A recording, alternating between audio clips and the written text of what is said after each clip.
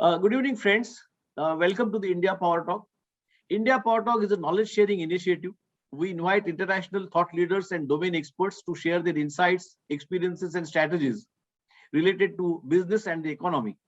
The result is an easily accessible digital source of knowledge that benefits not only Indian entrepreneurs and policymakers, but also international businesses, investors, and strategic partners who have invested in or intend to invest in India. Our speakers include entrepreneurs, economists, professors, investment bankers, inventors, scientists, lawyers, chartered accountants, and other dignitaries with experience in diverse sectors. Today, we are examining an idea that is as radical as it is ambitious: to rethink the global institutions and structures that have existed over the past 75 years and create more just and equitable societies the world over. There are many organizations and individuals doing significant work to improve the world, whether finding cures to diseases, helping to elevate people from poverty, or educating children in poor countries. The value of these initiatives cannot be overstated. But seldom we see a concept so global, so far reaching, that it can be referred to as redesigning the world. What is meant here is a great reset of not just our international institutions, governments, but the way we do our business, our education, our healthcare, virtually everything that governs our living. Considering the challenges we face all over the world and the fact that we are more closely interconnected than ever, such a holistic approach may be needed to secure the future of humankind and the planet. As the pandemic has made painfully clear, we need to think beyond national boundaries. World bodies like the United Nations, World Health Organizations, World Bank, NATO, and WTO were created in response to the horrors and hardships of World War II. There was a shared sense of urgency, the need to rebuild and make our world a safer place. As we emerge from the pandemic crisis, we have a similar opportunity. These are some of the ideas put forward in the recent book, Redesign the World, a global call to action. It is my great honor, privilege, and personal pleasure to welcome its author, Sam Pitroda, as my guest today. Mr. Pitroda is popularly known in India as the father of India's computer and IT revolution. He has helped Prime Minister Rajiv Gandhi in introducing computerization and was also an advisor to Prime Minister Manmohan Singh. He holds around 100 technology patents and has also started several businesses as serial entrepreneur, including Westcom Switching, Lonix, MIT Market, WorldTel, and CSAM in the US and Europe. Mr. Pitroda is involved in many major NGOs, such as the University of Transdisciplinary Health Sciences and Technology, Global Knowledge Initiative, India Food Banking Network, People for Global Transformation and Action for India. He has authored 8 books on topics like technology, entrepreneurship, and human development. His long list of awards includes an award for public service in the field of telecommunications from IEEE Communications Society for exceptional contributions in the developing indigenous systems and telecommunications infrastructure in India.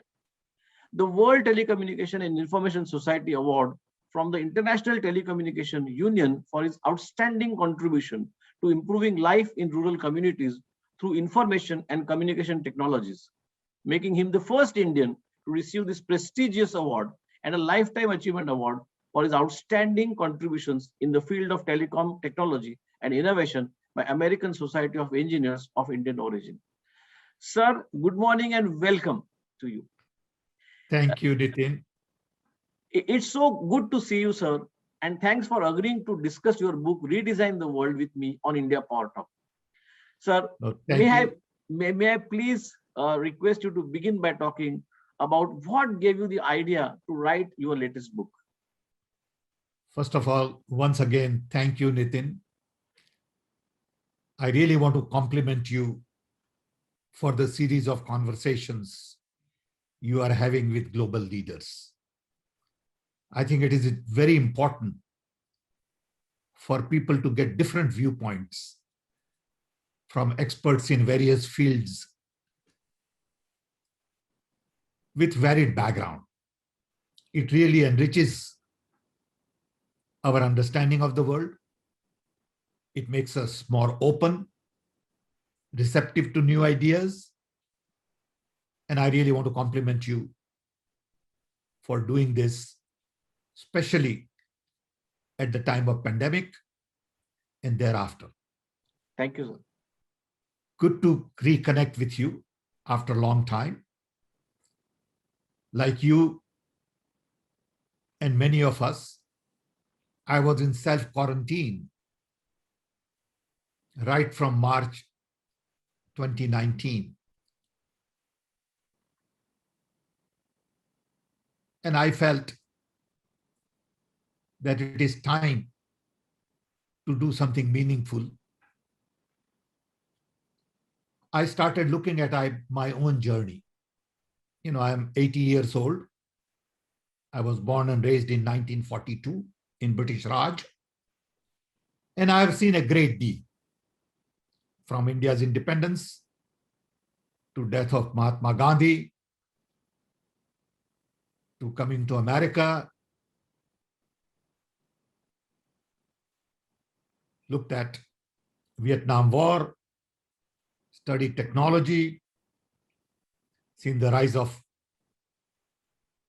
technology, Mandela, Martin Luther King, and many, many great leaders, and all kinds of global events, all the way up to Afghanistan war. And when I look at this journey of mine for the last 8 decades, I realize that the world has changed completely. I also realized that world was last designed just about the time I was born. That design was led by a handful of people in the US and few European countries. And that design gave birth to United Nations, World Bank, IMF, NATO, WTO, WHO, GDP, GNP, per capita income, all of these things that we all blindly follow. World was then in ruin. Europe had to be rebuilt. Japan had to be rebuilt. So everyone agreed to that design. Then world was bipolar. You had Soviet Union and you had US. Soviet Union was following exactly opposite to the design that US had proposed. Soviet Union was not democracy, didn't believe that much in human rights. Capitalism was not the flavor of the day in Soviet Union. And world was looking for a design. And I think that design has done pretty well.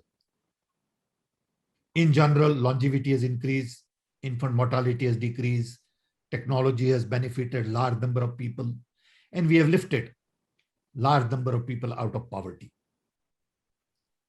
But that design hasn't solved some of the great problems in this world. That design has created environmental blunders.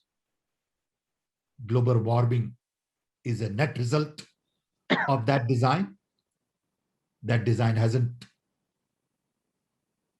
completely eliminated poverty, hunger, and violence.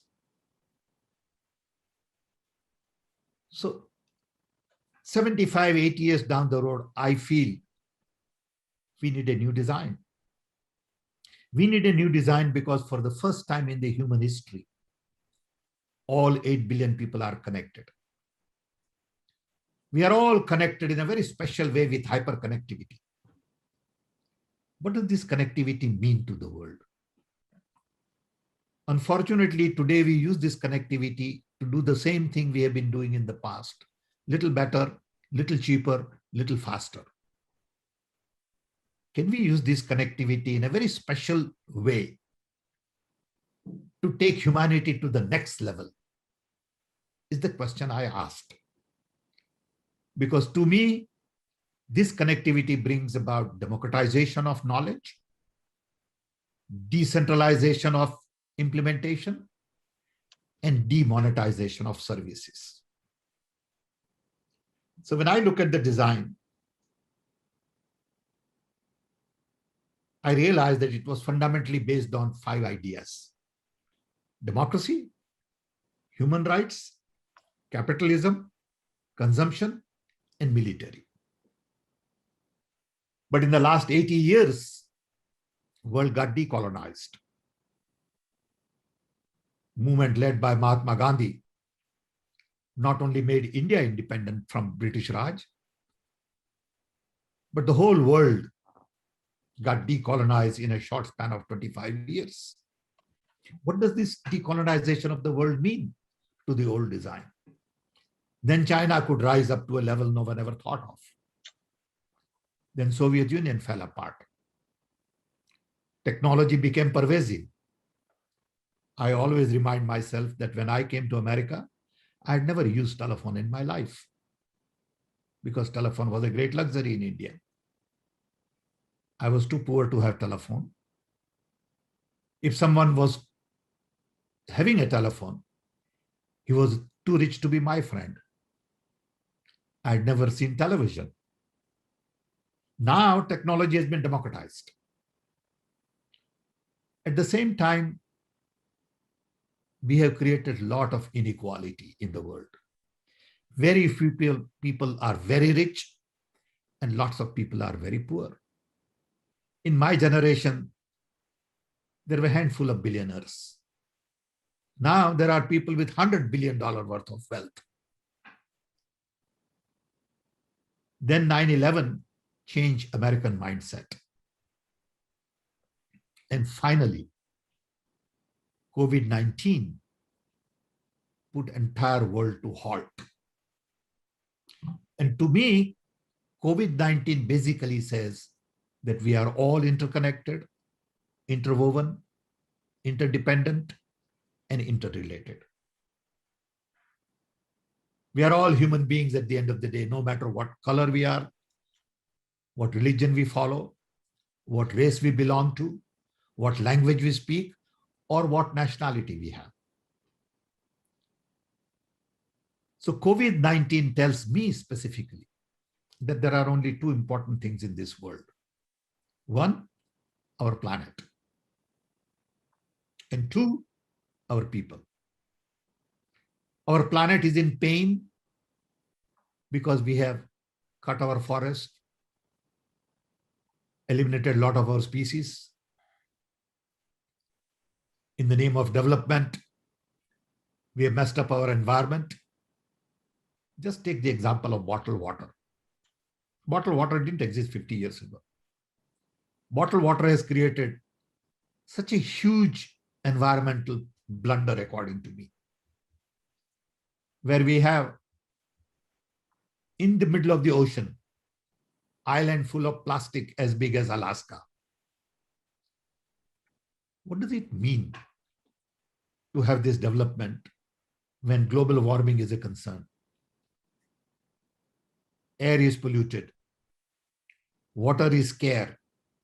Marine life is in danger. Our animals are dying. I think we need to take care of planet first. Planet doesn't need us. We need planet. Planet has many other forms of life. Planet will survive without human beings, but human beings can't survive without planet. Second thing is our people are in pain. Because on one hand, you have people with hundreds of billions of dollars. On the other hand, there are people who can't have enough to eat.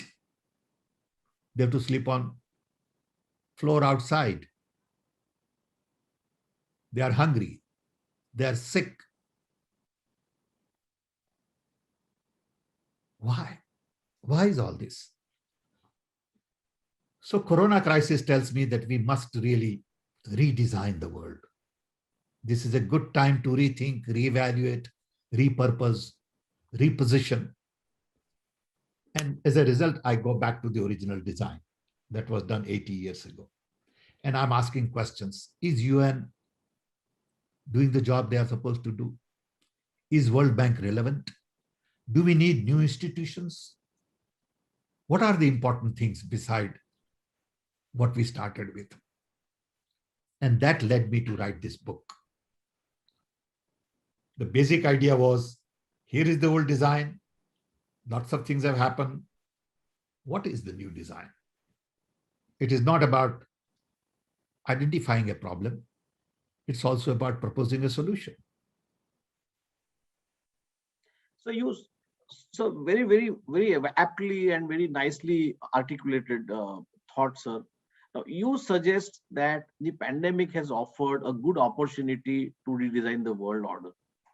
Now, you also explained it, but I would still once again ask you, why do you believe this is the case, A?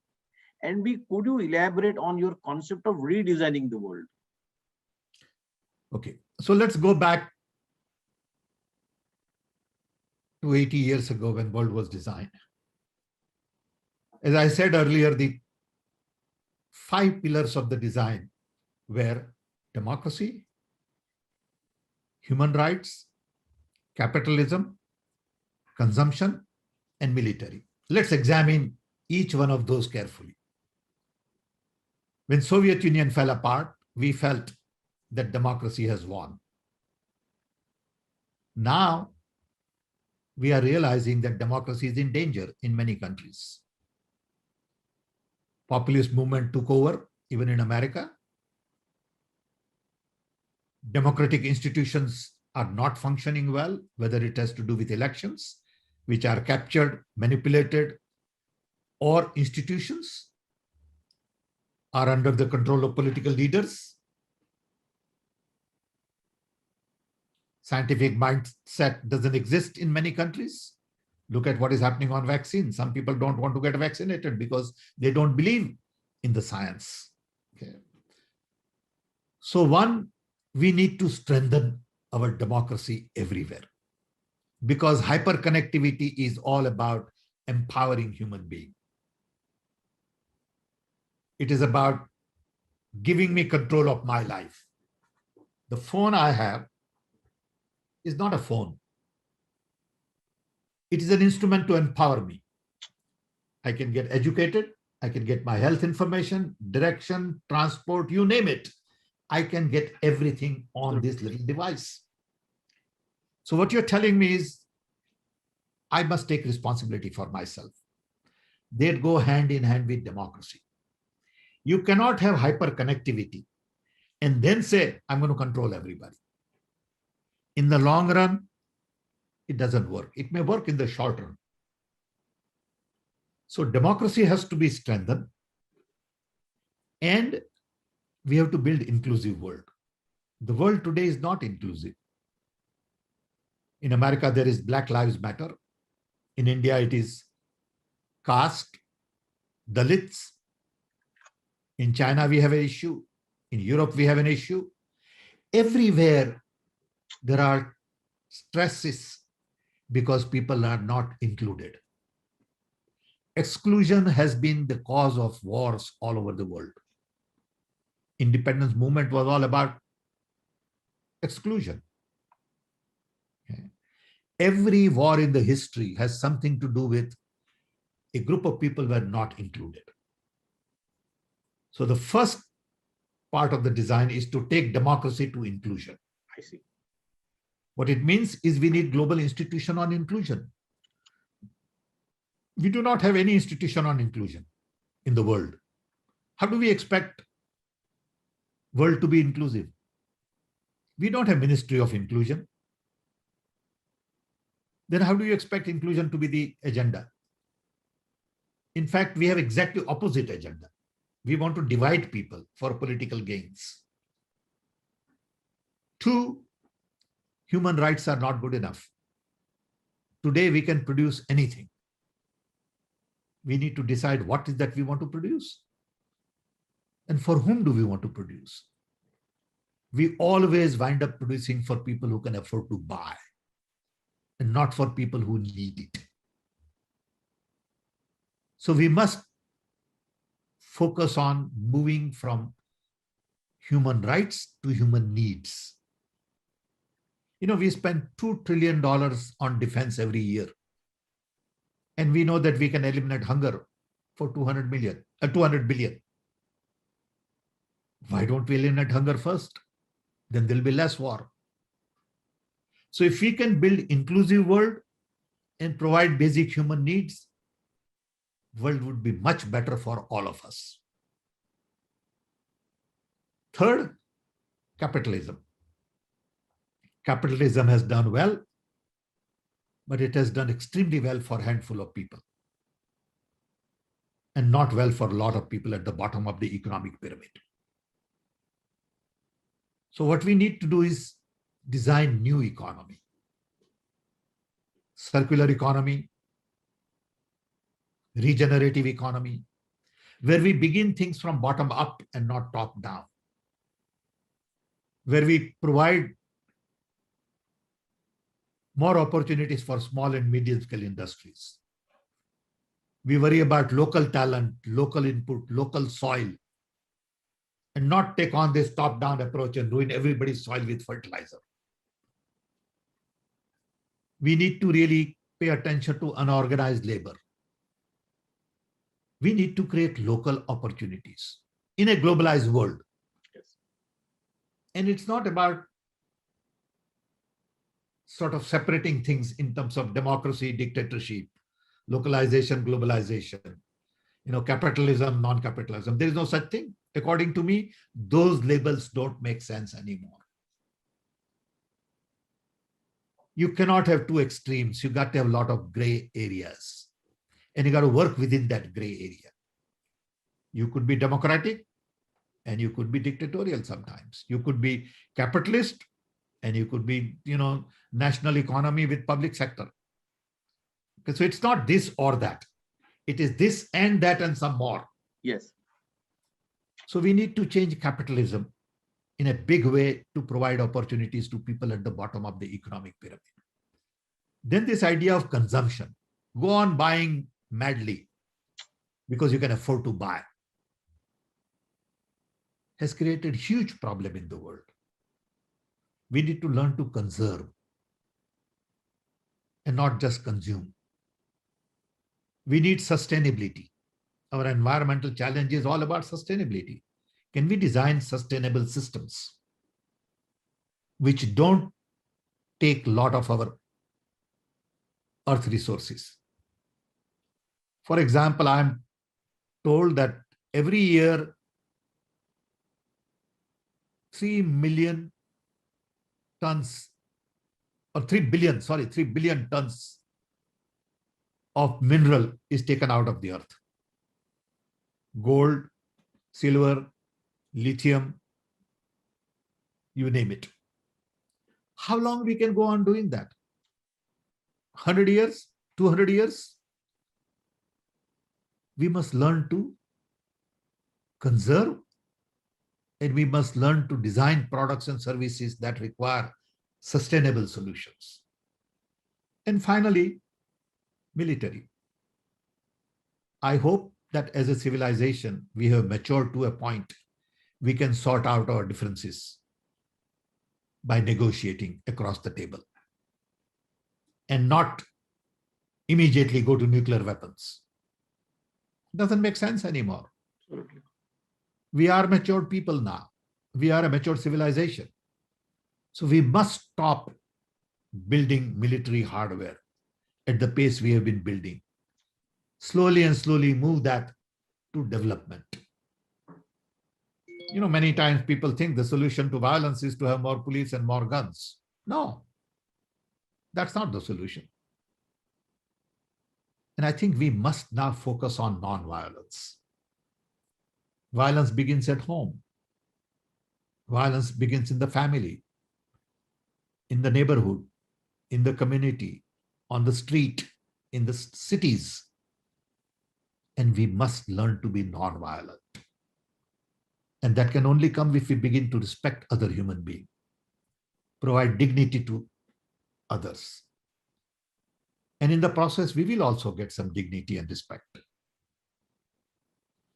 So when I look at the design, I find that these are the 5 new things to be done. But unfortunately, today there are 2 designs in the world that everyone is focused on. One is the American leadership as the world leader, champion of technology, richest country in the world, which want to take the leadership and follow the same design they had in the past, which is rightfully so, focused on democracy, human rights, capitalism, consumption, and military. And America is the known superpower, accepted superpower. But now we have another rising superpower called China. And China wants to take the lead in designing the world. And Chinese design is based on Belt and Road Initiative. They want to go into every country and offer huge amount of loans to build their infrastructure, whether it is railways, ports, housing, whatever, power plants. But both of these designs, according to me, are based on command and control, saying, I am the leader, I want to remain the global leader, and you follow my path. And I'm saying world today needs a third design. The design that is based more on collaboration, cooperation, co-creation. Design that is based on networking of nations in a non-hierarchical way, then saying, I am the superpower. I think that's what hyperconnectivity offers us. So we need a third design, which is based on the redesign that I'm proposing.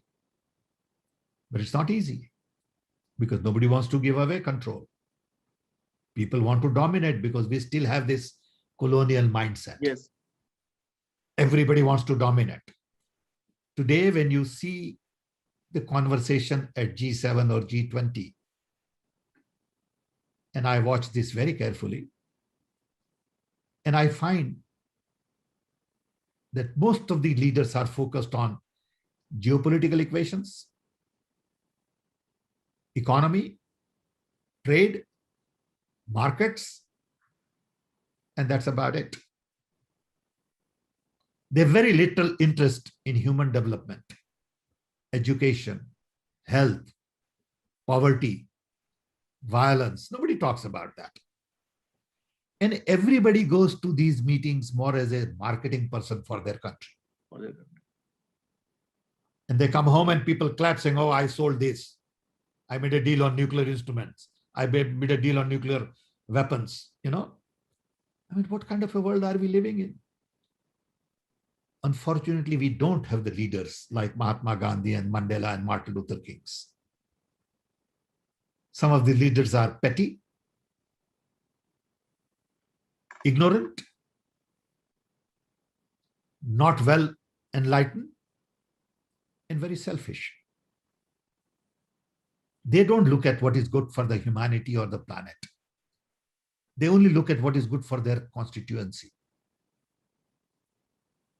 So we need a new conversation. We need new global conversation. So fair point.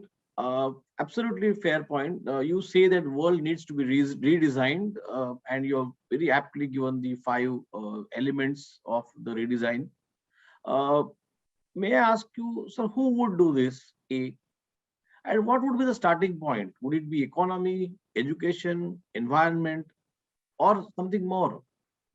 No, I believe the starting point is to have a new conversation. The opportunity that you are giving me today is to start a new conversation. But that conversation cannot be one way from me to you. It has to be conversation between all the lawyers, all the teachers, all the politicians, between politicians and teachers and lawyers, doctors, businessmen. They all should feel that it is time to redesign the world. So first thing is to really begin new global conversation, saying the design is obsolete. We need a new design. Nobody talks about that today. Nobody talks. So this is the first requirement. Second requirement is to have change agents. If you don't have change agents, there will not be change. And first change has to come from within. I must change. I must be inclusive. If I'm not inclusive and if I discriminate against people, I cannot be part of the redesign. So I have to redesign myself, saying, am I really a global person? Am I really concerned about planet and people? Do I treat people who are different than I am with respect, or do I discriminate them? What about gender equality? What about people who believe in different religion, speak different language, are from different countries, look different? If I change, world will change. And then we need leadership at G7 or G20 to say, hey, we need to have a conversation on redesign. So it has to come from the bottom and also from the top down. And it's a very complex process. But the more interesting point that you raised, do we do it in economy, education? No, we have to do it in these 5 areas. If you take one little vertical, doesn't happen. And I guess parallelly we need to start. You have to do in 5 key areas. It doesn't include education. It doesn't include health. It includes inclusion. In there comes health, education, everything in inclusion. Then human needs. Then new economy. Then conservation and sustainability. And then non-violence. You cannot take one and do it. You got to do all 5, because when the design was set up, all 5 had to move on. Capitalism, human rights, democracy, consumption, because consumption was required to boost the economy then. Absolutely. So you cannot take one little item and hope to redesign the world. It doesn't work that way. Sir, as interconnected as the world is, it also seems to be more fragmented or divided due to the spread of internet and the emerging technologies like artificial intelligence, data analytics, and the IoT. Now, on one hand, whilst we really enjoy and we feel proud of these technologies, how do you see emerging economies, in particular India, adopting or catching up with these technologies? You see, unfortunately, technologies are seen more as a glamour. Every time I talk to somebody, immediately there'll be a conversation on Bitcoin, cryptocurrency, AI, robotics, IoT. To me, these are all little tools. How are we using these tools? It's like a knife. You can kill somebody and you can cut tomato. So today, internet has democratized education, knowledge, but social media has really created havoc. Saying, look, these business models, which basically promote ad revenues based on the people signed up and the kind of clicks you create. So to create more clicks, you promote controversy and lies. And to get more customers signed up, you have unauthenticated behavior. You could have 10 Sam Pitroda signed up on Facebook in 10 different ways. Ultimately, there is one person. Or you can have just no person and sign up an account. And people say, oh, I got 2 billion accounts. In reality, it may not be 2 billion. So I think a lot of thinking has to go in now to clean up some of this mess we have created. So let me bring you to India now. Let's talk about India. You were the architect of telecom revolution in India. So what would you first redesign in India if given an opportunity today? But before that, very quickly, if you could tell the today's generation what you did for the telecom sector in India. Okay, first of all, I think it's important for young people to understand that I was born and raised in a small little tribal village in Orissa. My father had fourth grade education.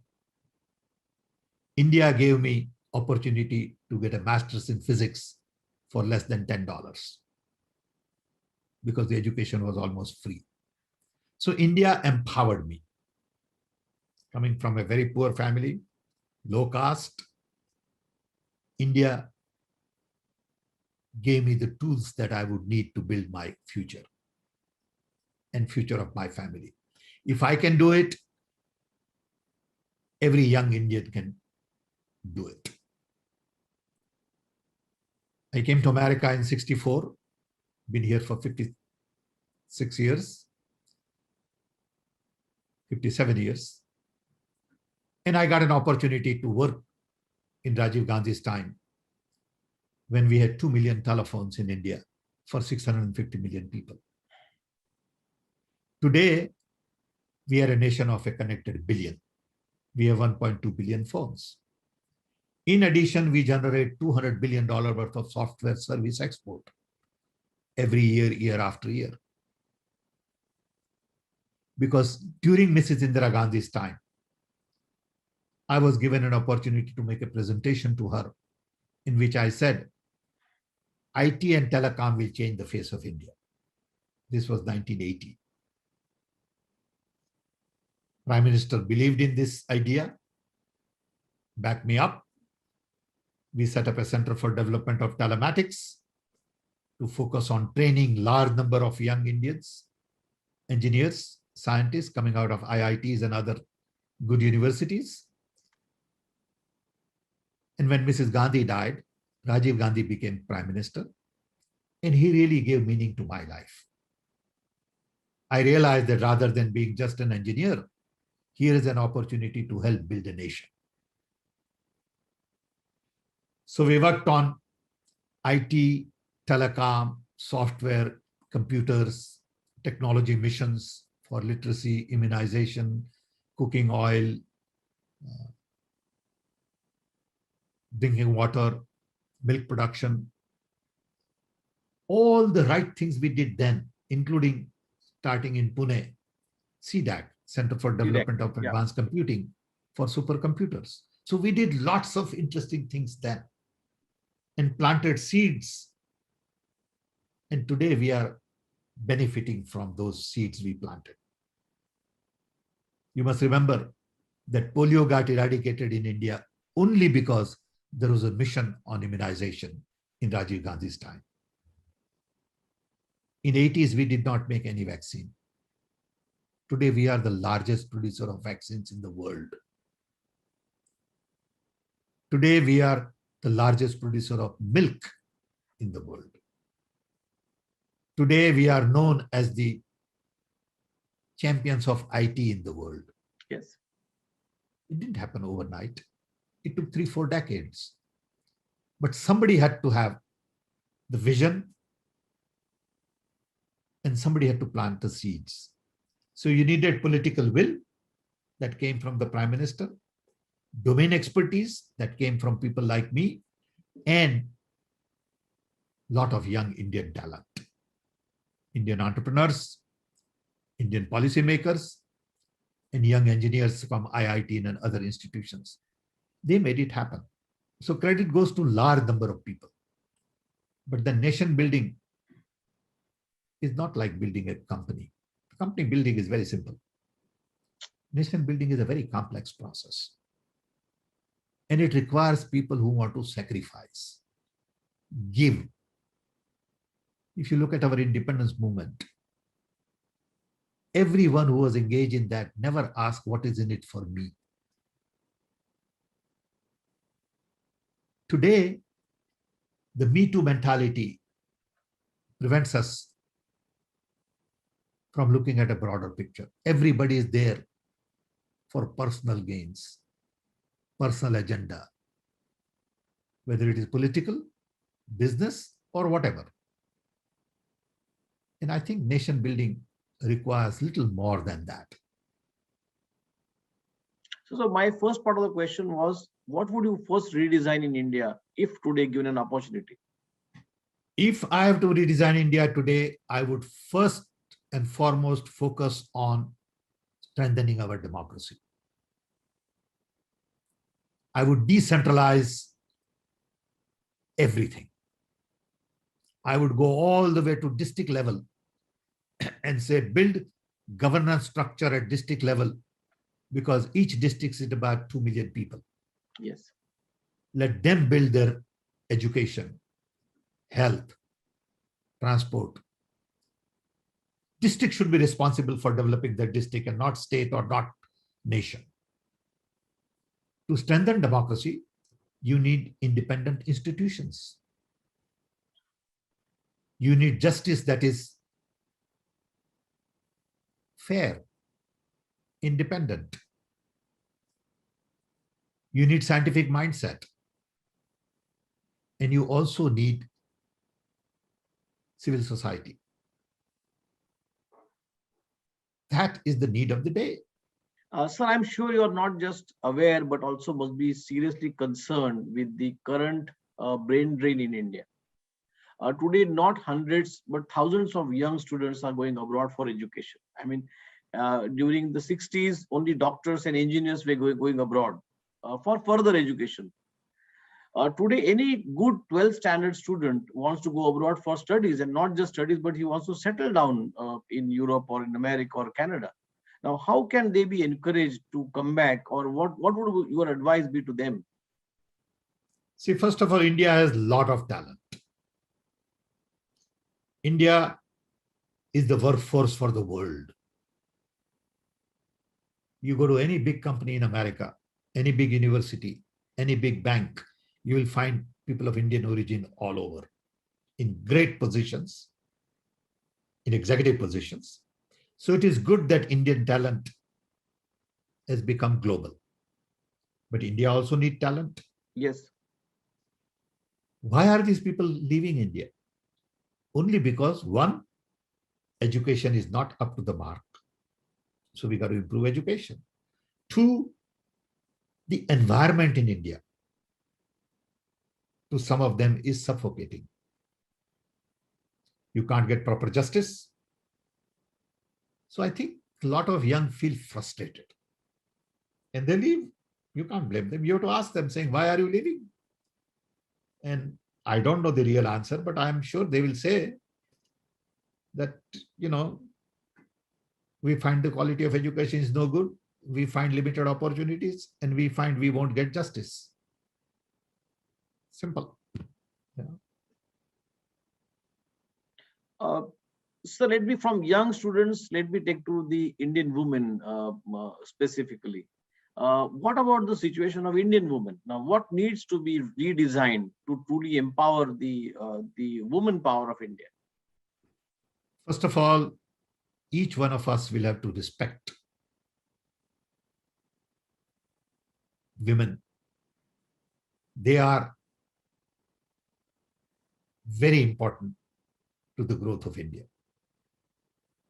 We all have mothers, sisters, mausi, auntie, cousins. We know their contribution, and we must understand that the other lady is somebody's sister, somebody's mother, somebody's cousin, and they deserve respect. Genuine respect. Respect from your heart. Okay. They are equally important citizens in the society. They must be given equal opportunity. They are talented. And we can't treat them the way we have been treating them. You cannot build a nation like that. Diversity has to be at the core. And women are part of diversity. Women are part of inclusion. I don't know how else to explain. It's not a rocket science. Okay. Because I know how I would like somebody to treat my daughter, my wife, my auntie, my mother. That's it. If I don't do that, why would I expect somebody else to do that to my family? Absolutely. So it's that simple. Okay. And it goes true not just for women, it goes true for my younger brother, it goes For true for my everyone. father, it goes true for my grandfather, okay, and my neighbor.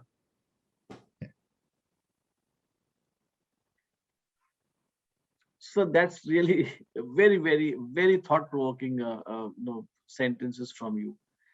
I Before I really conclude, I would also want you to please dwell upon. I recollect your conversation with me in Chicago, and you said Gandhiji is more relevant today than he was pre-independence. Could you please elaborate on that once again? See, first of all, Gandhiji means different things to different people. To me, Gandhiji is not just a person. Gandhiji is an idea. Gandhiji is a philosophy. Gandhiji is a way of life. And you don't have to take Gandhi in totality. You can take Gandhi in bits and pieces. To me, Gandhi is everything. To somebody else, Gandhi may be a small piece of it. So when I say Gandhi, I begin with some fundamental issues in life. First, truth and absolute truth. If somebody keeps lying all the time to public or others, I have very little respect for that person. Truth is the key. When I tell you something, it is in gold. You can tell somebody this is what Sam said and it's 100% true. Otherwise, I won't tell you. To trust, I trust you. If you say I'm a lawyer, I'm not going to check. I believe you. If you say I have this degree, I believe you. If you say I will have a call with you tomorrow at 8:30, I believe it. Okay. So truth, trust, third is love. I got to love you for what you are. I got to respect that you are different. I got to listen to you. I got to pay attention to you. And I cannot discriminate you. So on one hand, you have truth, trust, love. On the other hand, inclusion, diversity, dignity, respect. On the third hand, democracy, decentralization, human rights, justice. All of these things, to me, make Gandhian thought. Justice for everybody, not for a group of people. Justice for poor, concern for poor is Gandhian. Now, for me, it is okay for you to wear jeans and drink scotch and still be Gandhian. So I think the world today needs Gandhi also from the viewpoint of non-violence. The world has become too violent. Yes. Okay. So Gandhi was really all about simplicity. He was the greatest communicator ever lived on this earth. Absolutely. He could pick up a pinch of salt and galvanize millions in an era where there was no television, no radio, no telephones, almost. Yeah. So Gandhi is more relevant again from the viewpoint of redesigning the world. Absolutely. Okay. I am completely convinced that at the time of redesign, 80 years ago, if the Western world had paid attention to Gandhi, but Gandhi was then seen as somebody who is trying to fight British. He was seen as a rebel. But if we had really built the first design with inclusion, with non-violence, world would be very different today. Absolutely. Okay. We did not listen to Gandhi at the time we should have listened. Still not too late. Absolutely. It's never too late. We must listen to Gandhi. We must pay attention to all his values. Okay. We must honor him by living the kind of lifestyle he suggested.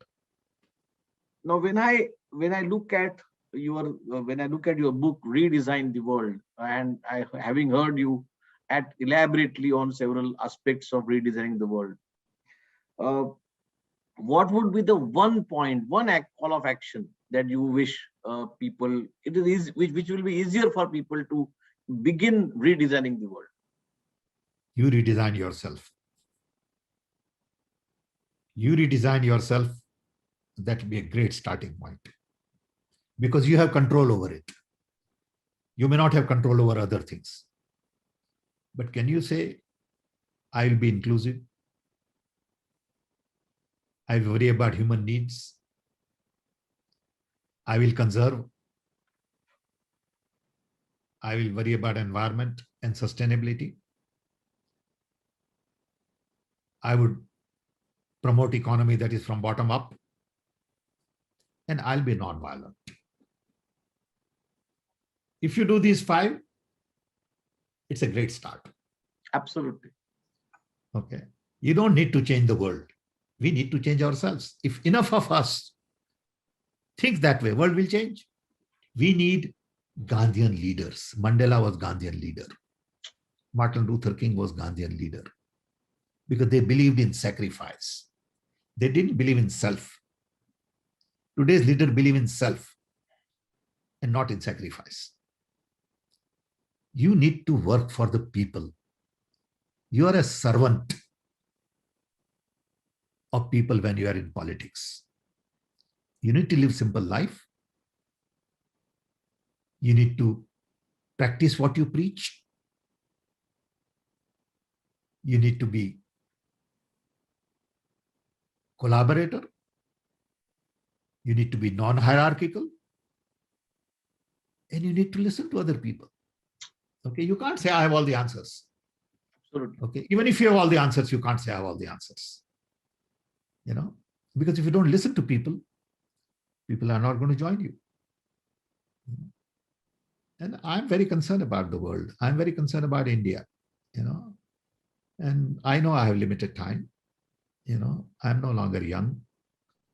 So I know there is little I can do, but I can express my views. You don't have to agree with it. You don't have to like everything I say, which is okay. I respect that. The fact that you disagree with me is okay with me. It has nothing to do with my liking or not liking you. I love you because we agree to disagree. And that's how we have to start. We need new conversation. Sir, do you feel disappointed? No, I'm not disappointed. I'm not disappointed. Look, at the end of the day, world has come a long way. The fact that I'm alive at 80, how could I be disappointed? I had 2 quadruple bypasses.